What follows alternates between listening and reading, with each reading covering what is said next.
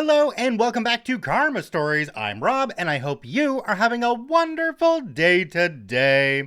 Today I have some stories for you from the Malicious Compliance subreddit. Before we start today, make sure to check out my 3D printing website at dangly3d.com where you can get your hands on your very own Carmen Chameleon, Karma Stories channel mascot. It's right here, it's gorgeous, this is the jumbo, and it is adorable, isn't it? And yes, it definitely comes with cookies. Now, I have discounted all of the items on that site in the last couple of days. I need to clear out inventory in my basement because it's piling up, and that only benefits you guys. So jump onto the website at dangly3d.com and grab something from my basement today, along with your own Carmen and cookies. Alright, on to today's stories. Let's jump right in. This story comes to us from Philip Ferdinand, Flooding the Monitor. A year ago, I got fired from a job as an efficiency lead. It happened a week after I mentioned that I was going to become a father, but that's another aspect. The reason I was hired was to dig deeper into company issues and find the root cause. My manager was thrilled to have an actual FBA on board.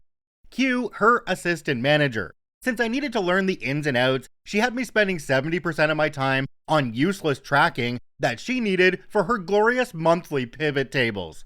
The thing is, noting down post-its, emails, and several other inputs into a spreadsheet gave me some much needed insight. Either, for example, the printers were being moved every month from one site to another, or there was a huge flaw. Some of those flaws would be considered major red flags for the equivalent of the IRS. When I started tracking them, as my job was exactly that, the assistant manager tried to block me from accessing several internal data sources. Since the manager and her assistant were pretty close, I tried to loop in the actual department responsible for the flaws. Less than a week later, the manager asked why I was snooping around other departments. Meanwhile, everyone I spoke to in those other departments was more than helpful in gathering information, even connecting me with counterparts at other sites. 2 days later, she notified me that she had asked IT for a full copy of my mailbox, which is illegal, and said she was not amused.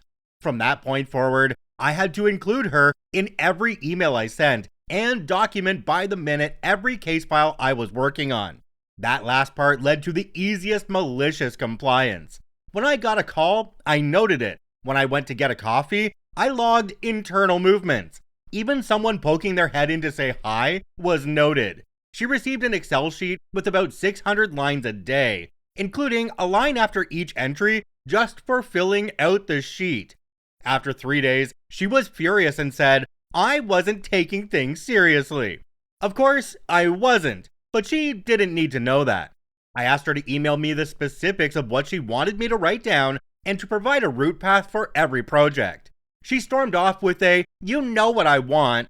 I got an email from HR for a meeting. I told them everything, including notes from every meeting. They asked me to set up a spreadsheet with totals per day for each project and email it to the manager, including a note that I needed the information her assistant had blocked me from accessing.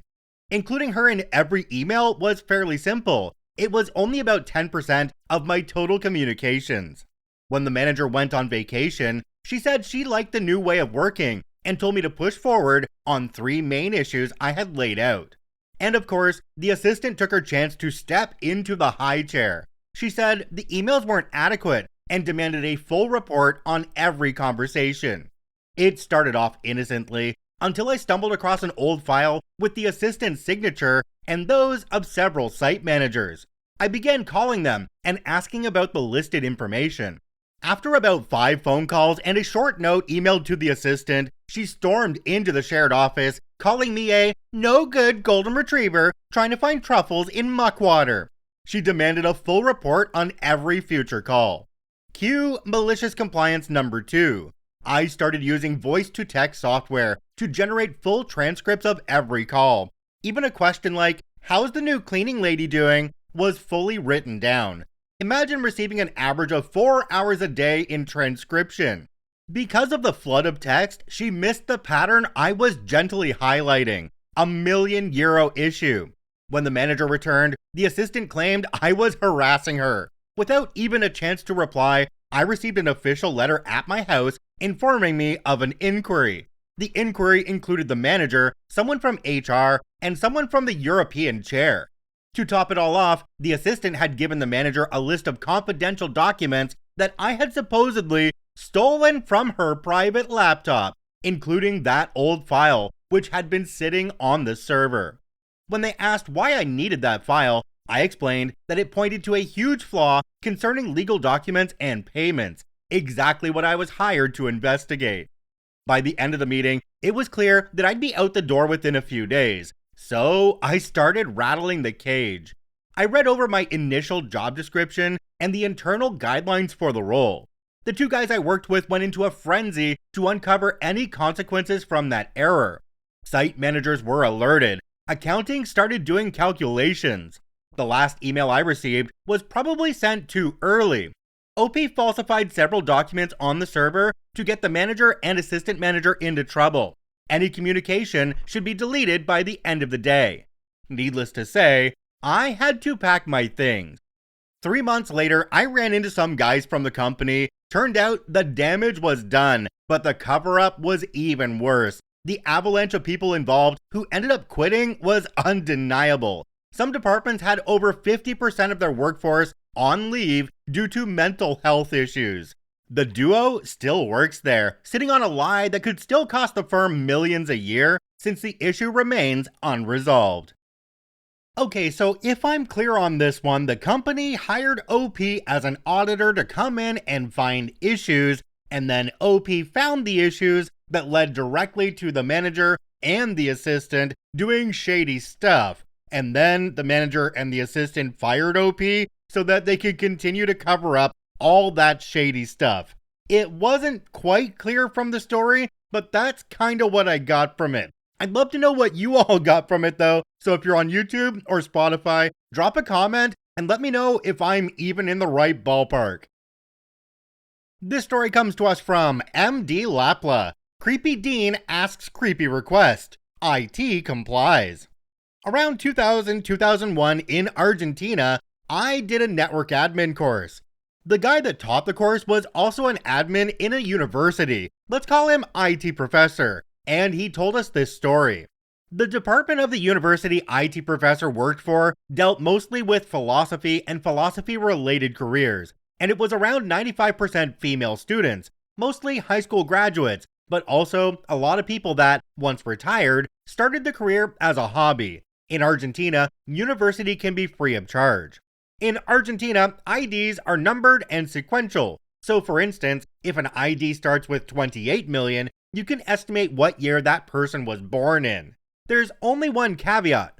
Foreign-born people that have gained citizenship get a number that starts with something like 80 million.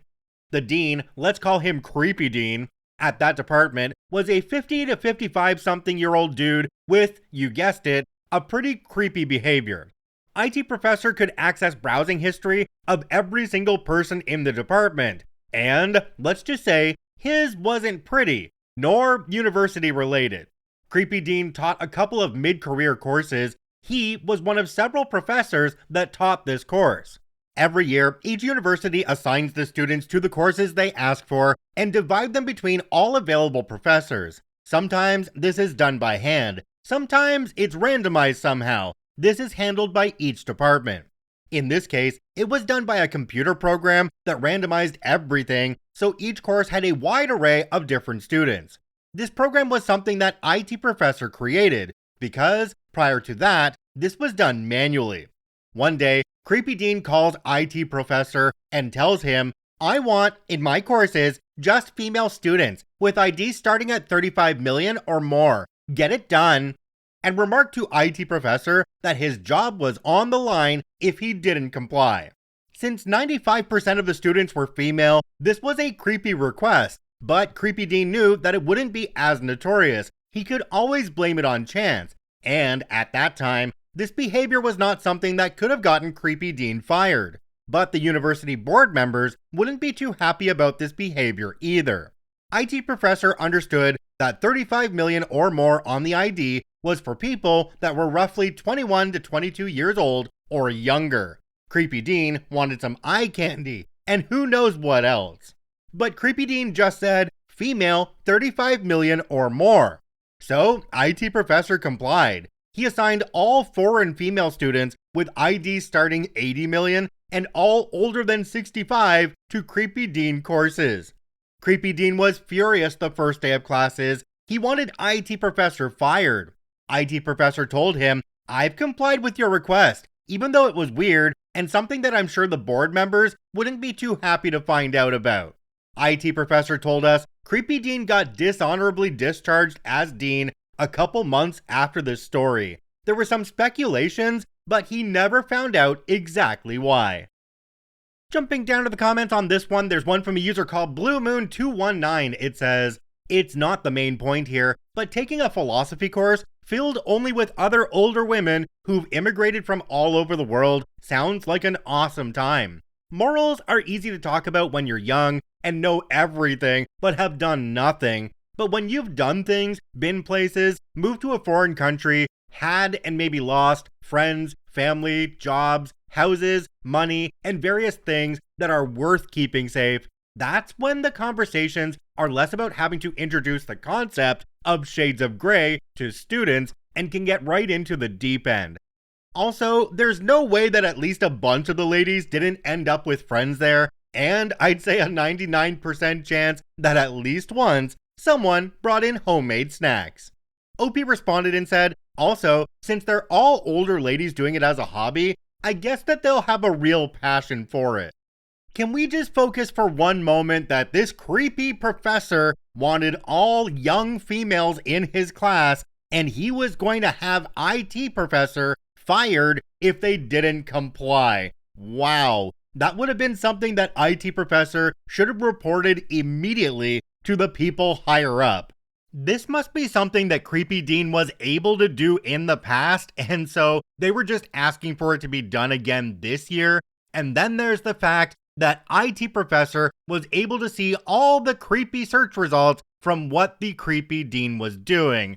Oh man, there's just a lot of stuff here that should have been reported and probably wasn't, because I think IT Professor just wanted to keep their job. This story comes to us from Lil Diddy02. Okay, let's call the park officer. This happened July 4th weekend. I am a member and have a place in a self-contained camp community. Nice quiet place with a lake and pools and a restaurant and things like that. I love it because my kid can be a kid like I was and go wander with friends and disappear until dinner time, and I don't have to worry. Our place is on a small cul-de-sac that is grassed in, and we use it for kids to play and set up cornhole and all that. Because it's July 4th, a bunch of people have guests, so the park is more full than normal, and a guest of someone on the circle parked at the edge of the grass. Well, my kid and another kid were playing catch, and one of the kids missed the ball, and it hit the park car. Owner of the car comes out hot and is going at the kids. Me and the other kid's parents both go over to calm the situation. Obviously, if there's damage, we'll take care of it because it's from our kids. But this guy starts going off about all these dents and this big scratch and a crack in the windshield, and all this is the kid's fault.